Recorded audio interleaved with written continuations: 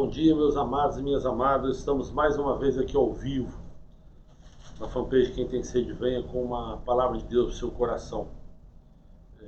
Hoje eu quero falar sobre união, sobre a gente ser amigos uns dos outros e sobre a gente ter prazer na comunhão entre os irmãos. E eu separei um salmo para a gente ler, mas antes eu queria narrar o que está no livro de Lucas, capítulo 22, que fala da última Páscoa que Jesus comemorou enquanto ele esteve entre nós em carne e osso. A última Páscoa, que é conhecido o episódio como a grande ceia, ou a santa ceia, né? E o texto, eu vou ler o texto, depois a gente vai conversar um pouquinho sobre isso. Olha só o que diz o texto. Está no Lucas 22, 7. Chegou, porém, o dia da festa dos pães asmos, em que importava sacrificar a Páscoa. Mandou a Pedro e a João, dizendo: Ide, preparai-nos a Páscoa, para que a comamos. E eles lhe perguntaram: Onde queres que a preparemos? E ele lhes disse: Eis que quando entrardes na cidade, encontrareis um homem levando um cântaro de água. Segue-o até a casa em que ele entrar. E direis ao pai de família da casa: O mestre te diz: Onde está o aposento em que hei de comer a Páscoa com os meus discípulos? Então ele vos mostrará um grande cenáculo mobiliado. Aí fazei os preparativos. Indo eles, acharam como lhes havia sido dito, e prepararam a Páscoa. E chegada a hora, pôs-se à mesa e com ele os 12 apóstolos. E disse-lhes: Desejei muito comer convosco essa Páscoa, antes que padeça. Eu vou repetir o versículo 15. E disse-lhes: Desejei muito comer essa Páscoa convosco, antes que padeça. Porque vos digo que não mais a comerei, até que ela se cumpra no reino de Deus. E tomando o cálice, e havendo dado graças, disse: Tomai-o e reparti entre vós. Porque vos digo que já não beberei do fruto da vide, até que venha o reino de Deus. E tomando o pão, partiu, e havendo dado graças, partiu e deu-lhe, dizendo: Isto é o meu corpo, que por vós é dado. Fazei isso em memória de mim. Semelhantemente, tomou o cálice depois da ceia, dizendo: Este cálice é o novo testamento no meu sangue, que é derramado por vós. Aqui nós vimos um texto onde eles estavam comemorando uma festa judaica, que é a festa da Páscoa, né? Que hoje as pessoas até confundem. Em breve nós teremos a Páscoa, né? Nós temos um período agora aí que antecede a Páscoa, aproximadamente uns 30 dias. E a Páscoa os judeus comemoram até hoje para fazê-los lembrar do dia em que Deus os tirou da escravidão do Egito. O símbolo da Páscoa, existe muitas coisas que o pessoal fala é passagem, renascimento, né? Muita gente fala sobre isso, sobre renascimento, mas na verdade o nome Páscoa, que é passar por cima ou passar adiante, né? Isso daí se deu lá no Antigo Testamento, quando Deus tirou o povo do Egito e ele pediu para que eles marcassem com sangue a porta onde eles ficavam, onde eles moravam, porque ele ia passar e ia matar todo o primogênito do Egito. Mas na porta que tivesse o sangue, no portal ali, nos umbrais da porta, que tivesse o sangue do cordeiro, que ele orientou para cada um sacrificar um cordeiro perfeito de um ano, um cordeiro que fosse sem defeito nenhum, né, e passasse o sangue dele. Então, quando ele passasse para matar o primogênito, a porta que tivesse o sangue do cordeiro, o anjo do Senhor não mataria ninguém ali, porque sabia que ali tinha o povo de Deus. Então, na verdade, esse é o verdadeiro sentido da Páscoa, é comemorar o dia em que Deus tirou o povo da escravidão do Egito, né, e libertou aqueles que acreditaram naquilo que ele falou. Então, quando a gente fala o sangue do Cordeiro, né, do sangue de Jesus tem poder, o sangue do Cordeiro, é que Jesus também, o sangue dele colocado, que verteu na cruz, né, é que foi utilizado para o perdão dos nossos pecados. Então, a Páscoa, na verdade, tem mais sentido de liberdade do que de renascimento, né? A Páscoa tem um sentido assim, ó, pode até pensar no recomeço, que eles saíram da escravidão e foram recomeçar a vida, né? Mas mas o significado é isso, é que o anjo do Senhor passou por cima daquilo, das casas onde estavam marcadas para matar todo o primogênito do Egito e poupar o seu povo. Mas aqui eles estão comemorando então essa Páscoa. Todo ano, desde essa época que eles saíram do Egito, eles comemoram a Páscoa judaica. E aqui Jesus, ele pede para os seus discípulos irem até uma casa e perguntar. Eu imagino, não sei, imagino que ele deve ter encontrado esse homem, só porque acontece muito isso. E esse senhor deve ter falado, olha, você não quer fazer a Páscoa com o pessoal lá em casa tal? Porque ele pede, fala, olha, vai lá, pede, pergunta para o pai de família onde é que nós vamos comemorar a Páscoa. Né? Parece que o rapaz já estava esperando, ele já sabia que Jesus já estava em Jerusalém e que ele ia comemorar a Páscoa ali. Mas o que eu quero falar mesmo com vocês, eu só contei essa história rápida para contextualizar aqui a situação em que eles estavam, mas eles sentaram à mesa. E quando sentaram à mesa, Jesus, no versículo 15, que é o versículo que eu repeti, que falou, desejei muito comer convosco essa Páscoa, antes que padeça.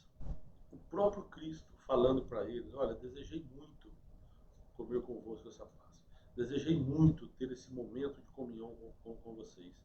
Eu desejei muito por esse momento, que era o momento em que dali ele ia partir para o Getsêmani, ele ia partir para o Monte das Oliveiras e depois seria entregue, seria traído, seria entregue na mão dos soldados e preso depois para ser crucificado.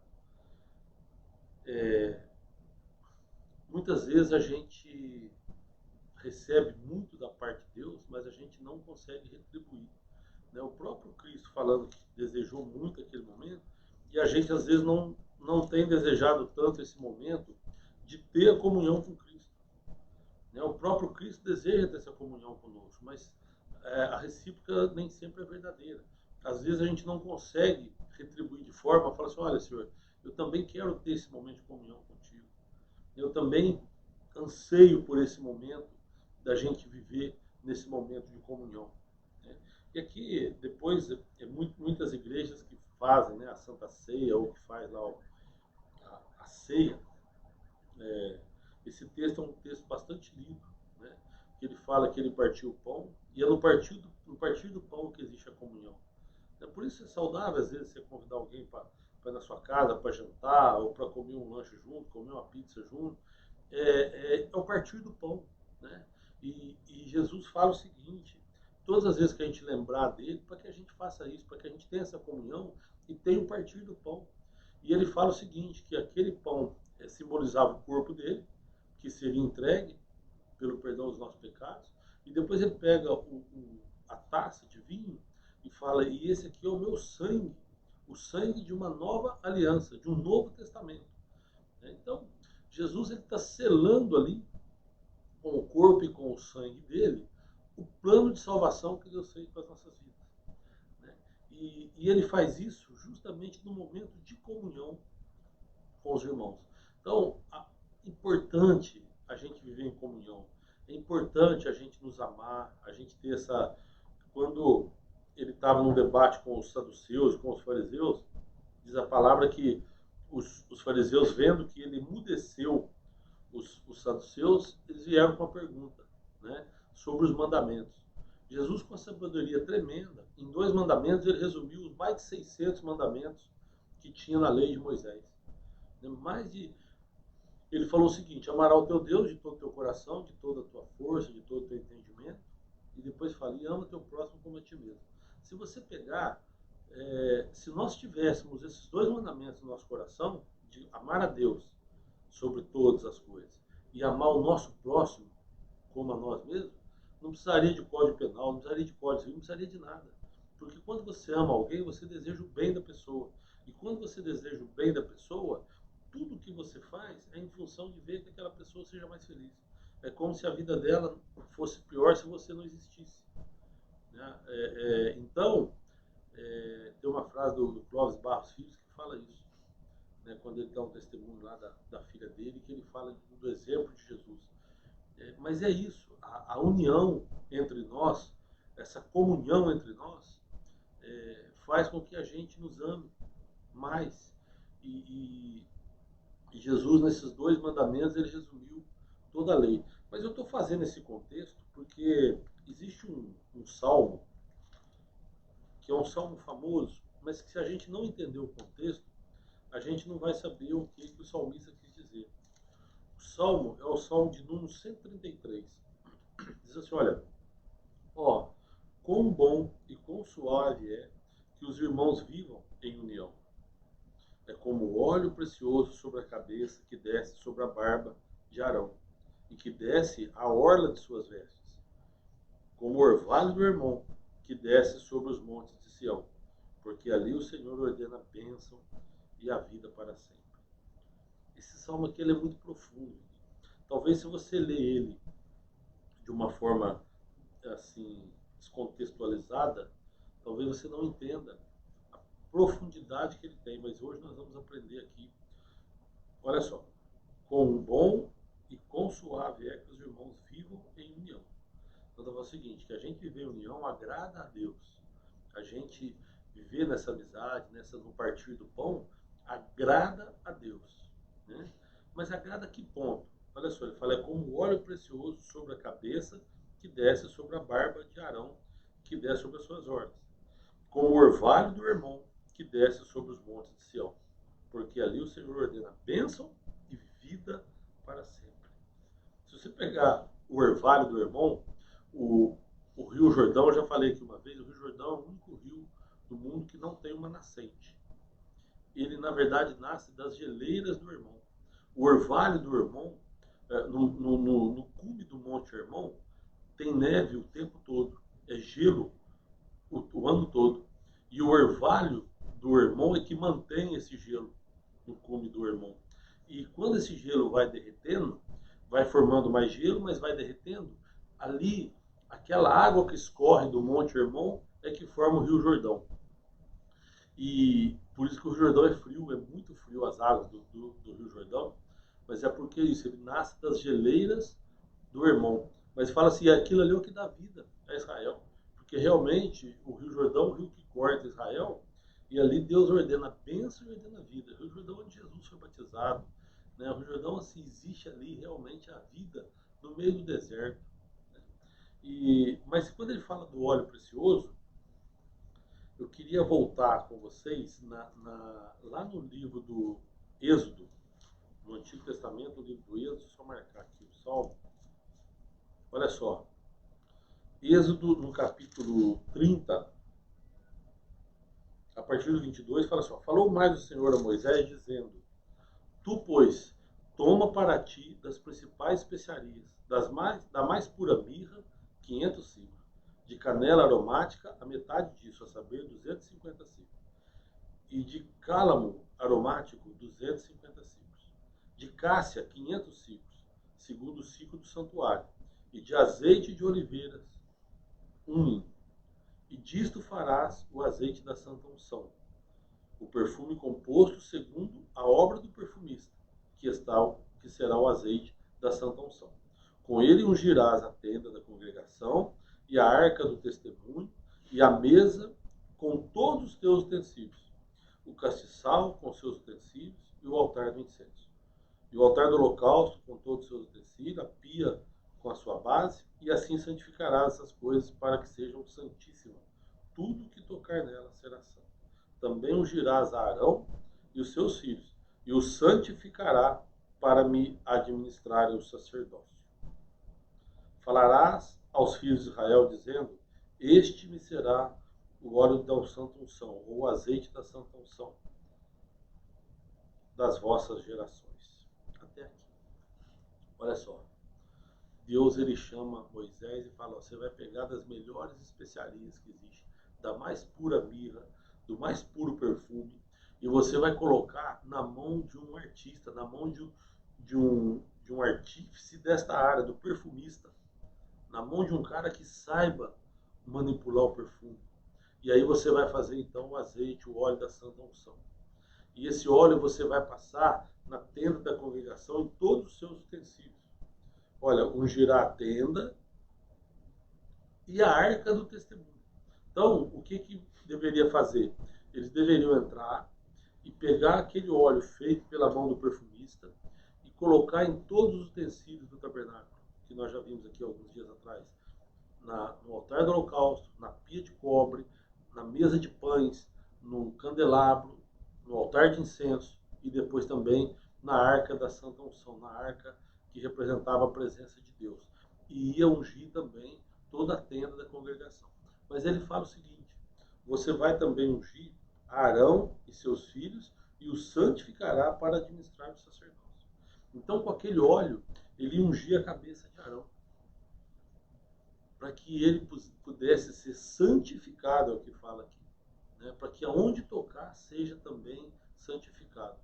Então você vai despejar aquele óleo na cabeça de Arão, e Arão ali vai ser santificado para quê? Para ele entrar na minha presença, para ele poder entrar no meu tabernáculo e poder ali levar o sacrifício do povo e administrar o sacerdócio do tabernáculo. Então, quando Deus fala para Moisés fazer tudo isso, ele está falando o seguinte: é dessa forma que eu quero que você faça para santificar e purificar Arão para que ele entre na minha presença.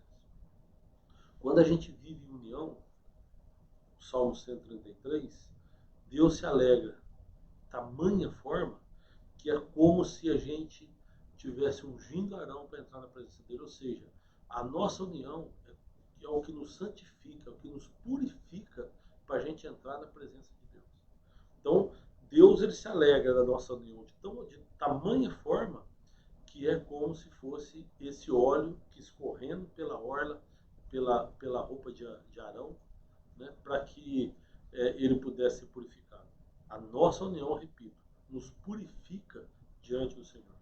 Então, quando Jesus fala amar o teu Deus de todo o teu coração, de todo o teu entendimento, de toda a força, de toda a tua força, e fala depois, e ama o teu próximo como a ti mesmo. Quando ele vai para uma santa ceia, comemorando a Páscoa, e ele fala: desejei muito comer essa Páscoa com vocês. Ele está falando sobre essa união que agrada a Deus, sobre esse momento em que a gente vive para agradar a Deus. Então, quando você começa a criar contenda, quando você começa a aborrecer o seu irmão, quando você começa a ficar emburrado com qualquer coisa, é como se você estivesse se afastando de Deus. Porque para você entrar na presença de Deus, você tem que estar santificado e purificado. E o que faz isso, pode ver que Deus não fala que para Arão tem que pedir perdão dos pecados, ele tem que fazer o ritual, não. Ele vai ser ungido com azeite. Esse azeite da Santa Unção, o óleo da Santa Unção. E aí então ele pode entrar na minha presença. Então, quando a gente vive em união, é como o óleo que escorre sobre a barba de Arão e desce pela sua orla. É como o orvalho do irmão que produz vida ali. Deus ordena bênçãos e ordena vida, que é onde nasce então o Rio Jordão. Então, o que eu quero dizer para vocês é que a nossa união, a gente viver em paz uns com os outros, a gente viver nesta união de irmandade, independente de opção, independente de qualquer outra situação, é a gente viver em união. Eu quero fazer um apelo aqui aos cristãos, que a gente possa irradiar a luz de Cristo que está sobre a nossa vida. Que ao invés da gente afastar as pessoas da igreja, que a gente possa trazer as pessoas para a igreja. Né? Jesus ele nos ensina tanto sobre a questão de não julgar, a questão de perdoar, né? E nós precisamos aprender a isso, a conviver com as pessoas e fazer com que essas pessoas tenham a oportunidade de conhecer o verdadeiro Deus que a gente serve. Mas o que está acontecendo, Paulo escreve, eu acho que, não lembro se é para os Gálatas ou para os Efésios, mas ele escreve, ele faz uma crítica aos judeus e fala: o nome de Deus está sendo blasfemado por causa de vós. E o que eu estou percebendo é que o nome de Deus tem sido blasfemado por causa dos cristãos. A gente se ofende quando a gente vê algumas coisas, a gente se ofende quando a nossa fé ou o nosso Deus é agredido, mas na verdade a gente tem produzido isso daí.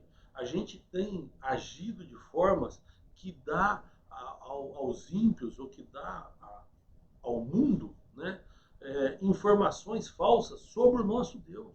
O Deus que a gente serve é um Deus de amor. O Deus que a gente serve é um Deus de união. É um Deus que se alegra quando a gente está em união. E quando você está em união, mesmo que seja às vezes com uma pessoa que não teve a oportunidade ainda de conhecer a Deus, você dá a ela essa oportunidade de ela conhecer o Deus que você serve, né? Apesar do Salmo primeiro falar, feliz é o homem que não se senta na mesa dos escarnecedores ou na roda dos escarnecedores, né? Ali ele está dizendo outra coisa, né?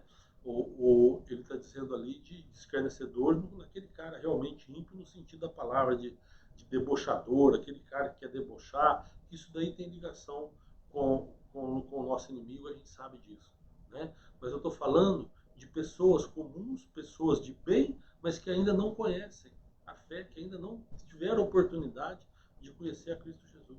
Então essa nossa união é que vai trazer, ou que vai dar a oportunidade para que muita gente conheça esse Deus verdadeiro que a gente serve, que eu repito, é um Deus de amor e que quer que todas as almas se salvem, né? E aí eles vão ter essa oportunidade de conhecer e aí decidir, né? A decisão é de cada um de nós, né? Se a gente quer ou não acreditar em Cristo Jesus, se a gente quer ou não reconhecer o poder de Deus em nossas vidas. Mas a oportunidade a gente precisa dar. E os cristãos precisam aprender a lidar com as situações adversas para que essas pessoas tenham a oportunidade de enxergar a luz de Cristo em nossas vidas. Amém? Que Deus te abençoe poderosamente. Eu vou fazer uma oração, depois eu vou mandar um abraço pessoal que está nos assistindo ao vivo. Quem pode, fecha os olhos. Senhor Deus, nós te agradecemos, Pai. Agradecemos por mais um dia na nossa vida. Agradecemos, ó Deus, pela oportunidade que o Senhor nos dá de ter conhecido o Senhor. Obrigado também, Senhor, porque o Senhor tem manifestado o teu poder sobre as nossas vidas. Todo dia, quando acordamos, é um manifestar, é um milagre do Senhor, porque é o sopro de vida.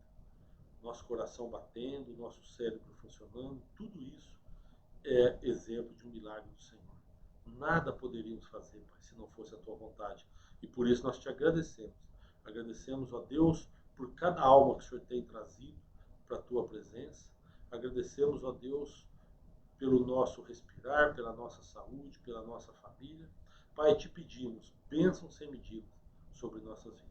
Abençoa, Senhor, as pessoas que estão nos assistindo agora através do Facebook.